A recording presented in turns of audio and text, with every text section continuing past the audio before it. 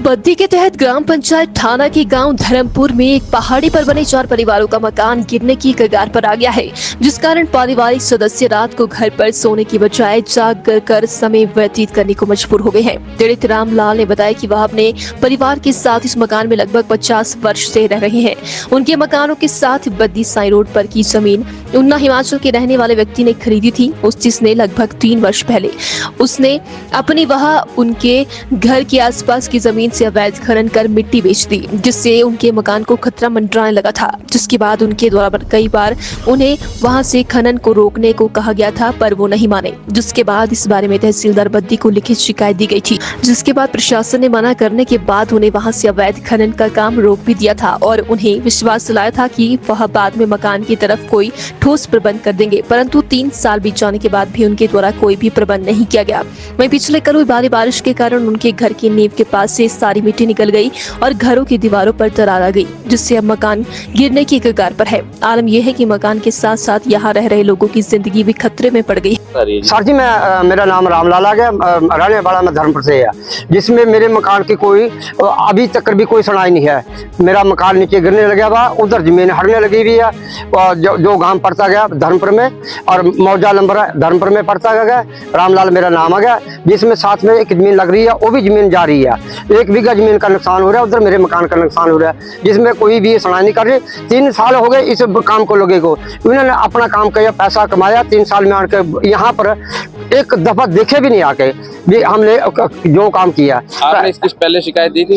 इनकी शिकायत पहले करी थी, मगर थाने में कहीं नहीं शिकायत करी थी। इनको बोझबानी समझ आता भी देखो ये सारे मकान गिरेगा, अरे टिब्बा जाके इसको नीचे से पहले डंगा लगाओ। इन्हें डंगा मानते भी हम डंगा लगाएंगे, डंगा लगा के फिर हम इसकी पूरी सपोर्ट करेंगे, हम तुम्हारी पूरी हेल्प करेंगे मान के। यहाँ पर इन्हें देखा भी नहीं आकर। ये कौन लोग हैं जी जिन्होंने यहाँ पे माइनिंग की है? किसकी जमीन है ये जमीन तो पहले पुरानी जमीन प्यारालाल की जमीन थी, इन्होंने आगे बेची है, 5 जगह बेच के फिर ली थी वो अपना रुनिया से आगे गई माता फौजी पर माता ने और तरसेम लाल जो प्रॉपर्टी डीलर है, वो बड़ा भारी डीलर बना है, जो मकान को हर पास से बाडा लगा के घेरे और पैसे कमा रहा गया। उन्होंने एक दफा भी नहीं आन के दिखाया गया। उन्होंने पैसा कमाया, पैसा कमा के अब बेची भी परमजीत को, डॉक्टर को मैं फोन किया था। अब वो कह रहे भी तू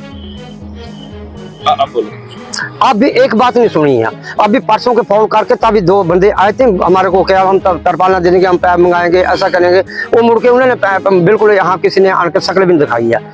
आपकी प्रशासन से और सरकार से क्या मांगे? सरकार से हमने कुछ नहीं मांगा गया। हाँ, सिर्फ हमारी ये मांगा ना हमारे मकान की जो सेफ्टी हो जाए, हमारा बचाव हो जाए, बाकी और हमारे को चाहिए नहीं। अगर नहीं देते तो मेरा मकान ले ले, मेरे को पैसा दे दे, मकान सांभले, मेरा जमीन के जो हरी है उसका पैसा दे दे, जमीन को सांभले।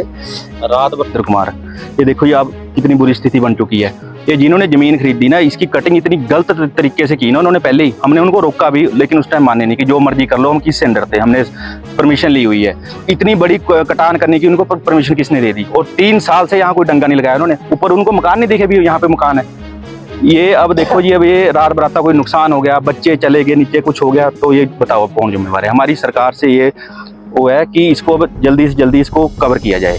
तहसीलदार साहब को चिट्ठी लिखी थी, तब जाके थोड़ा सा काम बंद हुआ, लेकिन उसके बाद भी रात को 12 बजे टिप्पर लगते थे और सुबह 4 बजे तक यहाँ से माल उठाया जाता था। ये नहीं मानने जी, कहते हमारे पास पैसा बहुत है, हम जो कुछ भी कर सकते हैं। मेरा जा रहा है जी, और ये मकान जा रहा है, यहाँ बच्चे रहते हैं, छोटे छोटे, पूरा परिवार रहता है, और मेरी जमीन भी पूरी नीचे तक हट गई है। आधा बीघा तो मेरा चला गया, 1 बीघा और हो जा रहा है। हम तो फिर मरता क्या नहीं करता जी, हम तो इधर को भी मरे उधर को भी मरे।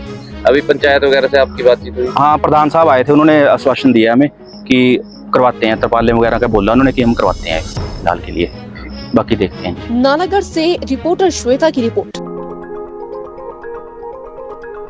Hello everyone, my name is Tanvi Arora. I'm a student of Hotel Management, Shulini University, studying hospitality and hotel management. My experience here at the university was brilliant. Here we have a beautiful Shulini chalet where we practice hospitality. They teach us a lot about grooming, hospitality learnings and many more, starting from front office to service, housekeeping and kitchen learnings. They also provide us with great internship opportunities, and Shulini has 100% placement record for hospitality department. And as a part of our curriculum, I did my internship at ITC Grand Bharat Hotel for 6 months. Be your best at Shulini University.